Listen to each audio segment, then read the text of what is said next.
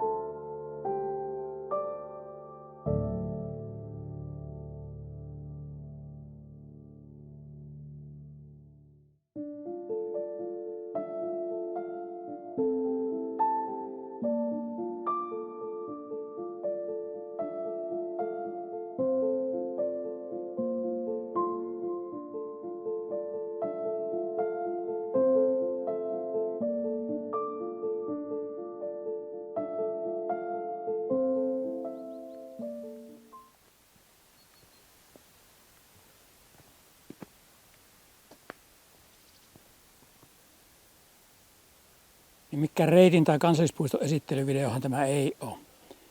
Lähdin vain pikkusen tänne tallustelemaan ja jos kävisi tuolla laavulla istuskelemassa ja haistelemassa vähän tuulta. No niin, ossasin jo tänne Porttilammin laavulle ja pitää ruveta syömään. Reissun yksi tarkoitus oli myös samalla testailla tätä minun uutta keitintä. Ei mä tulla videon tekosta mitään, kun porukkaa lappaa tänne. No eipä tietenkään tule.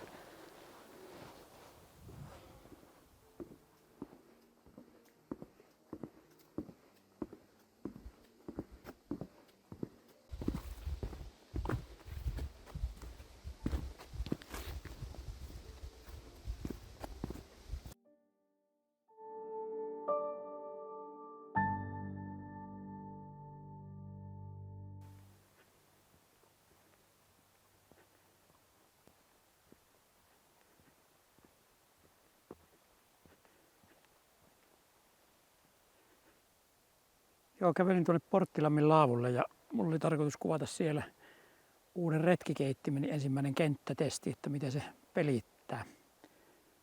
Mutta ei siitä tullut tolokkuun, siellä oli porukkaa niin pirusti ja koireja ja kaikkea. Niin lähdin sitten palluun matkalle ja tulin tällä kertaa täältä Kovasinvaaran kautta.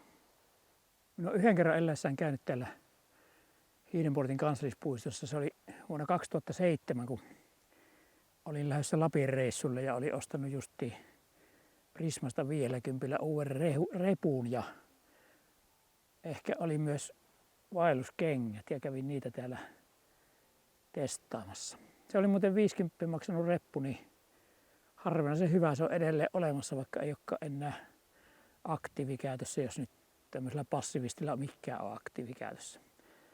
Mutta se on kyllä hintansa haukkunut, se on reissannut Euroopat, Italiat ja Ranskat ja missä ikinä ja täysin ehyt ja käyttökelpoinen on vieläkin. Vasta kun on mukaan tässä vuosien varrella olevinaan parempia löytänyt niin kuin tämmöisiä savotan vehkeitä. Mutta se oli hyvä reppu. Tai on hyvä reppu. Kaskiviljelijät vissiin aikoinaan tähän raivanneet tämmöisen peltoaukkeen ja asustelleet tässä. Ja mä ajattelin, että kun tuo Hiidenportin seutu on niin kivikkoista ja louhikkoista kauttaalta, että eikö tähän tullut asumispaikka ihan sille, että tämä on ainoa, jossa on vähän vähemmän kiviä. Mutta on noita silti ollut ihan riittävästi. Se on mahtanut ukko arvella, kun se on tähän vaaralle tullut, että nyt se löytyi kivetön paikka. Että meillä ei maha mennä 10 vuotta, kun tuon vertaiset kivet on nakeltu kassoihin ja päästään viljelemään.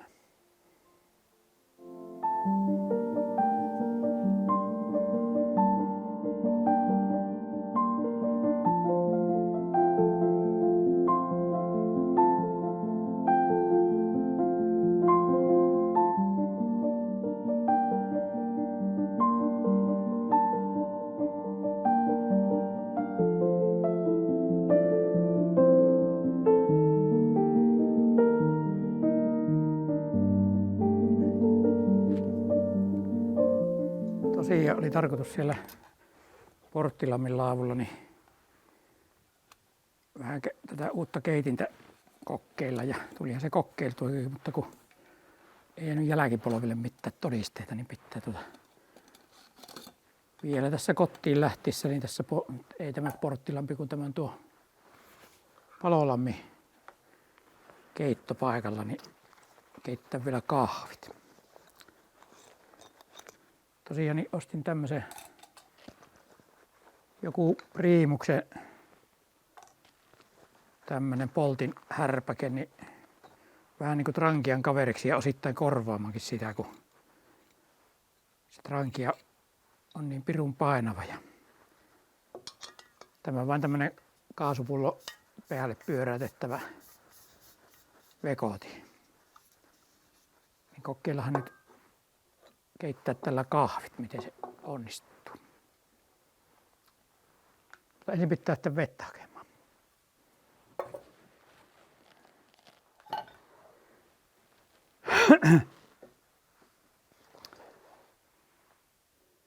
Tässä on nyt tasan puoli litraa vettä ja sitä määrää vastaava kahvipöönä annos on tässä Herra Hakkaraisen sylitolipastilirasiassa. Tämä on kyllä pesty jo moneen kertaan ja kuivattu, kun en halua, että kahvi maistuu Herra Hakkaraiselle. Sehän on selvä, että tämmöinen keiti ei niinku trankialle pärjää, jos ihan oikeasti ruvetaan ruokaa laittamaan. Mutta tämmöiseen niin kahvinkeittoon ja jos tarvii vettä, niin tuohon retkiruokapussiin keitellä, niin siihen tämä on varmaan ihan kätevä. Mutta jos haluaa tässä tehdä jotain ruokaa, niin melkein pitäisi hommata toinen tämmöinen pikku kattila tai sitten kuljetella trankia pikkukattilaa mukana. Mutta minä ostinkin tämän ennen kaikkea painon takia, kun se trankia painaa niin pirusti. Tässä on mukaan tämmöinen olevinna paistinpannuihin, mutta en tiedä, jos pannaan litran lettutaikina, niin tällä kämmenen kokoisella paistinpannulla niin saattaa tulla äitti ikävästä keitellessä. Ja yksi huono puoli minä olen heti huomannut tässä, niin tämä kahva.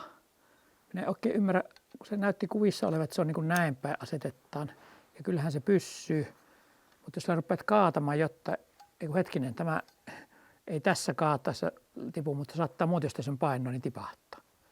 Ja sitten jos sen panee toisinpäin, joka kuulostaa äkkiseltä niin kuin varmemmalta konstilta, nythän se ei pääse puttaamaan vaikka kuinka painaa. Mutta jos rupeat ottamaan vaikka vettä järvestä tai kaatamaan kahvia johonkin, niin on vaara, että tämä tippuu. Ja sitten mukana tuli tämmöinen, en muista mikähän tämä vekottimen nimi lienee, tämmöinen sytkärin tapainen, niin tämä ei kanssa kovin kummonen ole, että näyttää siltä, että se toimii, jos on tyyni sää, mutta jos vähänkä tuulee, niin ei tämä saa syttymään. Katsotaan, onnistuuko nyt.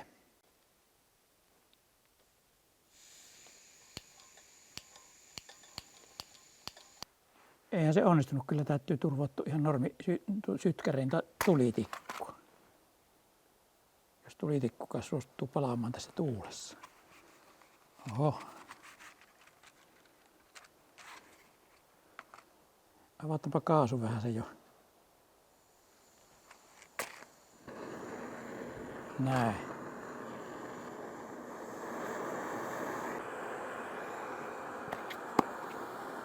Tämmösen niin kahvimukin tuli ostaneeksi, kun ihan kevyen takia. Ei jaksa kantaa enää niitä teräskuppeja. Kaikki painaa nykyään. Ja sitten tuli vielä semmonenkin tappio tässä, että kun unohtui se minun, mikä se on se pikkuinen maitopurkki sanokaan, joka säilyy lämpimässäkin. Niin kahvimaito niin unohtui pois matkasta ja nythän minä joudun juomaan mustaa kahvia. Retkille pitäisi lähteä nauttimaan eikä kärsimään ja nythän tämä uhkaavasti näyttää muuttuvan kärsimyksestä se lopussa. Kahvi on valmista. Ja sen lisäksi, että kun minä en tykkää mustasta kahvista, niin en tykkää myöskään niistä pöönistä suussa, niin mulla on tämmönen sihti mukana. Tämä se ei paljon paina. Tämä minun luottokapine on ollut jo varmaan 90-luvulta. Mukana melkein joka reissussa minne vain muista ottaa. Ja taas sieltä tuolta metästä kuuluu mölinnä, niin nehän mahtaa pakkautua porukko, niin siinäpä se taas tämä videon tekohomma mahtaa mennä häneeksi. Elikkä suhkuksi.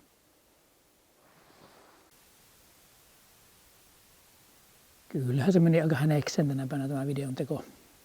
Tuli tämmöistä pätkimistä ja huonoja leikkeitä, kun jatkuvasti lappaa porukkaa. Tuolla tuli linja-autolastillinen peräti. Itse sanovat, että heitä on linja-autolastillinen ja siltä se näyttikin. Minä olen ollut täällä varmaan jotain 5-6 tuntia tässä alueella ja 50 ihmistä ei ole ollenkaan niin liioittellut.